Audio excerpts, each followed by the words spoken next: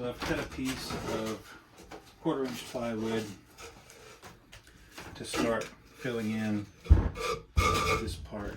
And I'll start right here.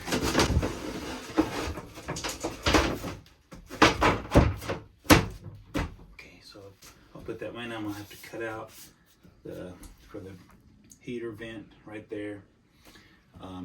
Got this cut. I'll take it out. I'm gonna paint it on both sides and the edges, and that'll be taken care of. I've got all my pieces of 1/4 inch plywood cut and painted on both sides and the edges, and put in right here, and it's flush with this. This is one that I had put in. This is the 5/8 plywood, and I put it in a little bit taller, but it's flush with that. So the flooring will go over that. And all of this plywood is flush with any of the existing flooring that was here. So this is the existing flooring over here with 1/4 inch plywood layer on top. And so I got back to here.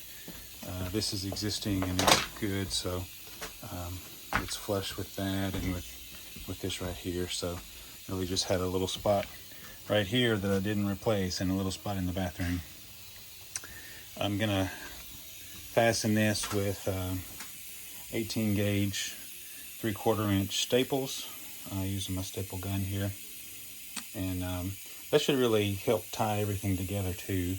Another layer of wood with the staples going across the other seams, not on the same seams that were existing below, will help tie everything together as well.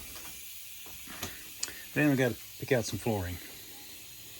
Hey guys, this camper floor project has turned out really great. I'm really happy with it, and here's a little sneak preview of what it's looking like now. We've been camping already and I'm really enjoying it.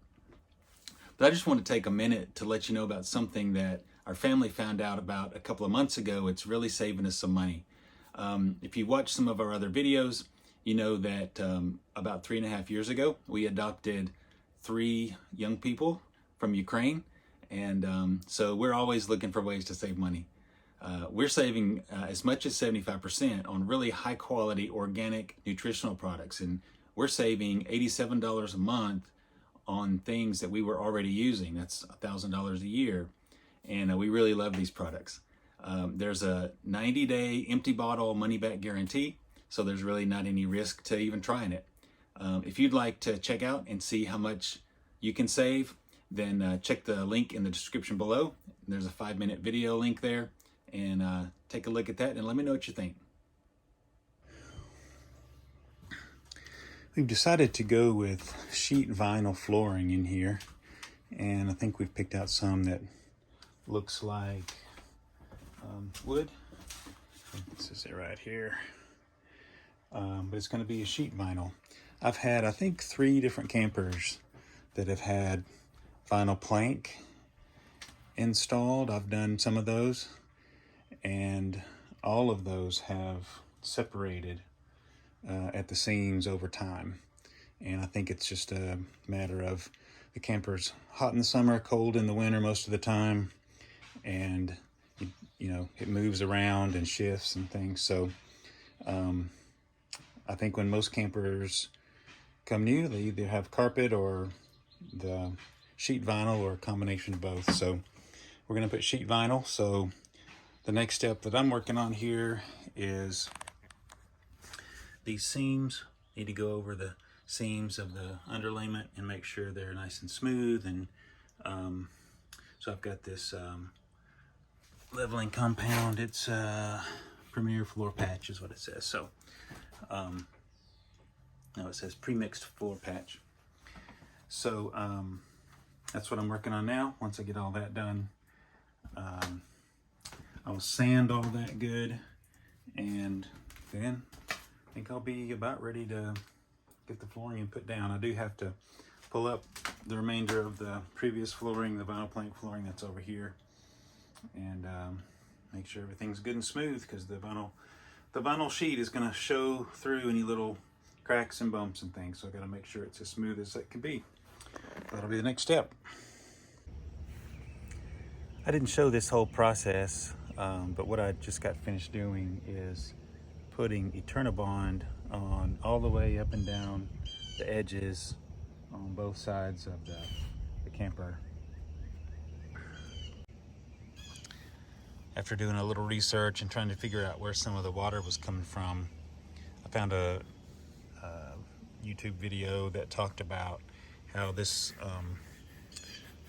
rubber roof, it comes over the edge and then it's attached here, and over time, that right there, you can see how this is cracked. It doesn't appear that this has any holes in it, but over the edge it can get cracked and even separate a little bit along under here. So I got some, I guess it's maybe 2 inches wide Eterna Bond, maybe it's just 1.5 inches. Anyway, cleaned real good up and down each edge, and I used the Eterna Bond spray, which makes it stick better, and then put it over the edge and down over the place where the seam is for the rubber roof. So it's going to cover up that seam and come over the edge. And if you've ever used Eterna Bond, you know it's super sticky. It's like chewing gum with a nice thick white plastic backing on it. So the white plastic backing, they make it in different colors too, but the plastic is going to keep it from getting damaged by the sun and deteriorating. And what's underneath is this just gray, you can see on the edge, substance that's super sticky. So I feel like that's going to help. After I got the subfloor in, I still was seeing a few. It was much better. After a lot of rain, I could tell that there were still a few spots along the edges where water was coming in. I think it's coming down the walls, probably from windows or possibly from here, coming all the way down, or from possibly there where the slide out is. I'm going to work on that and make sure that's good and tight. I'm also going to put some ProFlex RV on all of the outside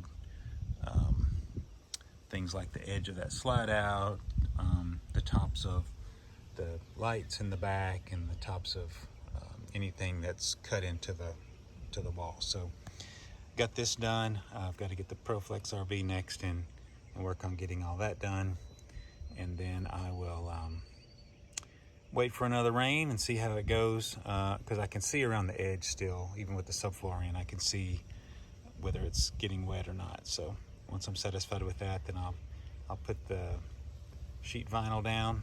I think it'll be in good shape. So I've got the floor patched and leveled and sanded, so that I guess I'm just about ready to start putting the sheet vinyl down. I went to Lowe's this morning and got the sheet vinyl, and I think I'm gonna do this back room by itself, because it's easy square to do, and then I'll probably right here put a seam, and I'll try to make it, I'll overlap them and cut it with a razor blade so that I can put glue under it, so hopefully it won't be seen, but there was a threshold there anyway, so I could put that back down if I need to. And once I get this done, then this part is going to be a little more challenging. I've not done sheet vinyl before, so just gonna cut it to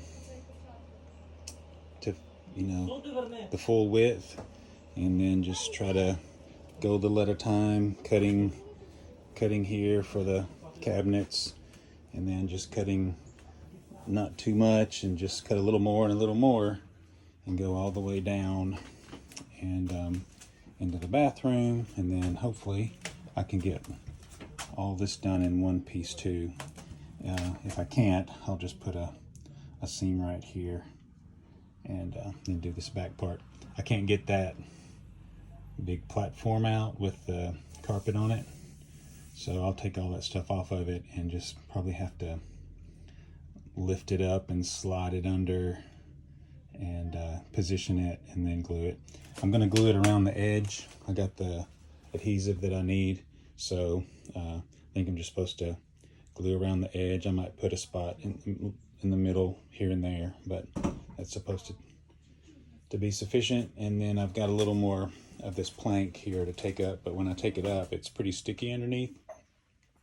So I'm going to wait until I'm ready to put the vinyl down, and that'll just help hold it in place. Otherwise, I'm going to be sticking to it, and it's going to get covered in dust and stuff, and it'll be harder to get smooth. All right,